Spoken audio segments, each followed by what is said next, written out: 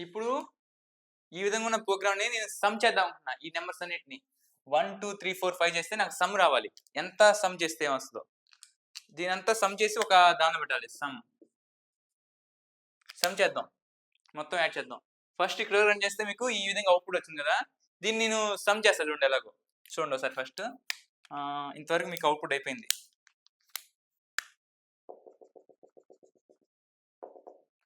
దీన్ని నేను ఇప్పుడు సమ్ చేస్తా చూడండి ఎలాగో. సో, మనకి ఎక్స్‌ట్రాగా ఒక కీవర్డ్ వచ్చింది. ఇది వేరియబుల్ సమ్. ఈ వేరియబుల్‌ని ఇక్కడ స్టోర్ చేస్తా చూడండి ఇక్కడ. Some into some. Into some.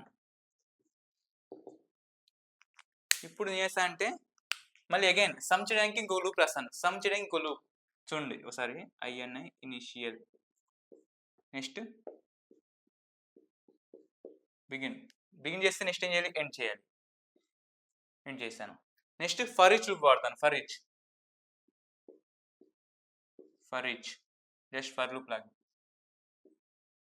For each లూప్‌లో అరే ఆఫ్ I సేమ్ అదే.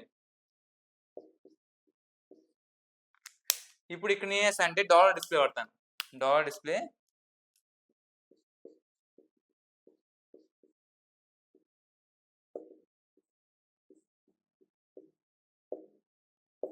Comma some.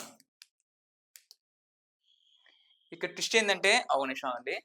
కేవలం అరే అప్పుడే డిస్ప్లే చేయకూడదు. సమ్ చేయాలి కదా! సమ్‌కి ఒక ఈక్వేషన్ రాయాలి. సమ్‌కి యాక్చువల్ అన్నిటికి ఫార్ములా ఏంటి? అందరూ ఏం చేస్తారంటే some is equal to sum plus array of I. ఇది ఎలా అంటే చెప్తానండి ఒక నిమిషం. ఎక్స్‌ప్లెయిన్ చేస్తాను ఇప్పుడు. డాలర్ డిస్ప్లే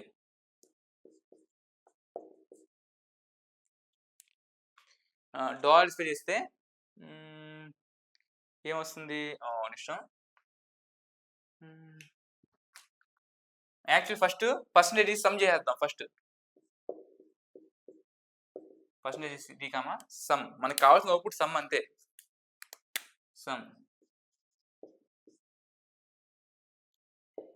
సమ్ చేస్తే ఏమొస్తుంది? Some answer. ఒకసారి దీన్ని రన్ చేసి చూద్దాం ఒకసారి ఏమొస్తుందో. ఇనిషియల్ బిగిన్ ఇక్కడ నుంచి కీవర్డ్ ఆడి ఇక్కడ ఇది లూప్ ఒక లూప్ అనుకుందాం. యాక్చువల్లీ ఇక్కడ నుంచి లూప్. ఇది లూప్ కాదు.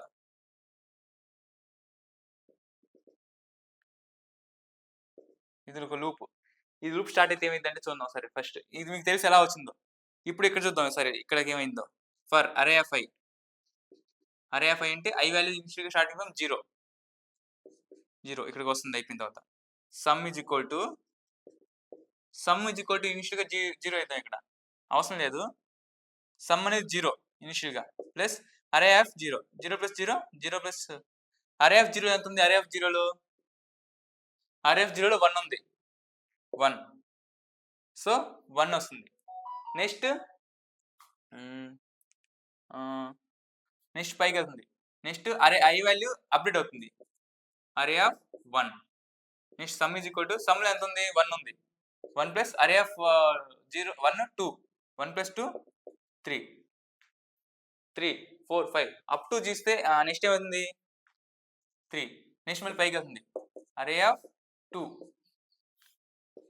Some is equal to 3 plus 3 6. Next పైకి వెళ్తుంది. Array of 3. Sum is equal to 6 plus 4 10.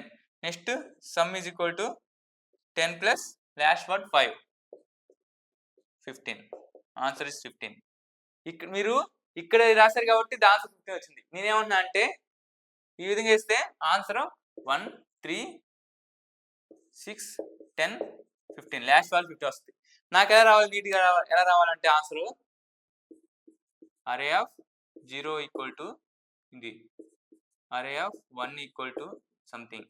అరే ఆఫ్ 2 ఈక్వల్ టు జరిగినప్పుడు ఏమొచ్చింది? అరే of 3 equal to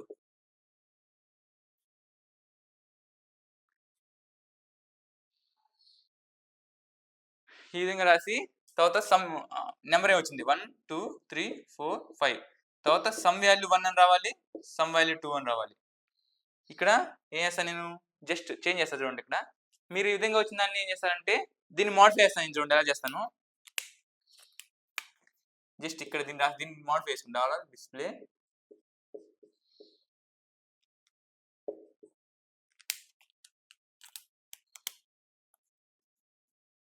array of percentage d equal to percentage d comma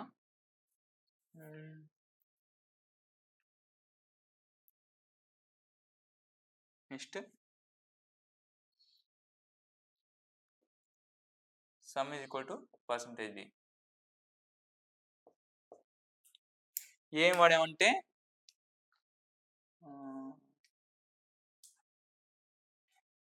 ఏం వాడాం ఐ వాడాం, నెక్స్ట్ అరే ఆఫ్ ఐ వాడాం, సమ్ వాడాం.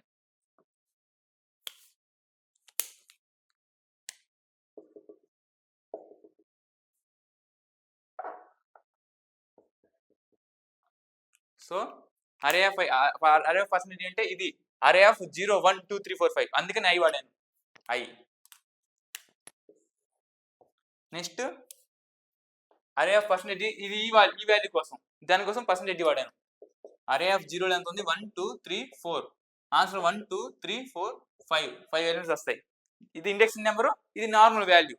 నెక్స్ట్ ఇది దీనికి, నెక్స్ట్ ఈ సమ్ అనేది దీనికి మీకు యాక్చువల్గా తెలుసు. మీరు రన్ చేస్తే ఆటోమేటిక్ ఆన్సర్ వస్తుంది. మీరు ప్రాక్టీస్ చేయండి. More number of problems compulsory వస్తుంది. నెక్స్ట్ క్లాస్లో ఇవన్నీ ఎక్స్ప్లెయిన్ చేస్తాను. ప్రోగ్రామ్కి ఒక్కొక్క టాపిక్ ఒక్కొక్క ప్రోగ్రామ్. మనం ప్రోగ్రామ్ రాసుకుంటే థియరీ పార్ట్ ఈజీగా అర్థమైపోయింది. మనం థియరీలో వచ్చేది కూడా ప్రోగ్రామ్ గురించి ఎక్స్ప్లెనేషనే. అందుకే నేను ప్రోగ్రామ్ చెప్తున్నా. ప్రోగ్రామ్ చెప్తే మీరు థియరీ చదువుకోండి చాలు, ఏం అవసరం లేదు. ఇంకా మీరు మోర్ నెంబర్ ఆఫ్ ప్రాబ్లమ్స్ చేద్దాం దీని మీద ప్రోగ్రామ్స్. ఓకే, ఇవి చేస్తూ ఉంటే అర్థమవుతూ ఉంటుంది.